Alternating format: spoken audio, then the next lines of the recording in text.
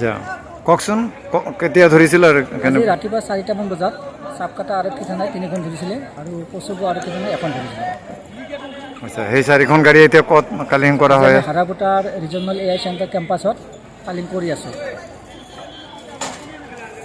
ইমান আৰক্ষীয়ে ইমান মানে পদক্ষেপ লোৱাৰ পিছতো মানে ব্ৰইলাৰ গাড়ী নিষিদ্ধ ঘোষণাৰ পাছতো সোমায়ে আছে, কি ক'ব? আচলতে আমাৰ ৱেষ্ট বেংগলৰ পৰা অসমলৈ সোমোৱা বিভিন্ন ৰাস্তা আছে। মেইন ৰাস্তাত আমি ব্লক দি আছোঁ, কিন্তু ভিতৰুৱা ৰাস্তাবিলাকত আমিতো ব্লক দিব নোৱাৰোঁ। সেইকাৰণে তেওঁলোকে ভিতৰুৱা ৰাস্তা বহুত ৰাস্তা আছে, বিভিন্ন ৰাস্তাৰে তেওঁলোকে গৈ থাকে আৰু পুলিচৰ হাতত ধৰাত পৰিলে গাড়ীবিলাক এনেকুৱা ব্যৱস্থা কৰা হয়। আচ্ছা 4খন গাড়ী কিমান ব্ৰইলাৰ আছে, সংখ্যাটো কিমান? 26মান আছে আনুমানিক 26 মান। কিমান টকা হ'ব এইটো? ইয়াত মোটামুটি 12 লাখ হ'ব, 12-15 লাখ হ'ব। চব ট্ৰেইন চাৰ্জ সহ তাহাঁতৰ ফুৱেল চাৰ্জ সহ চব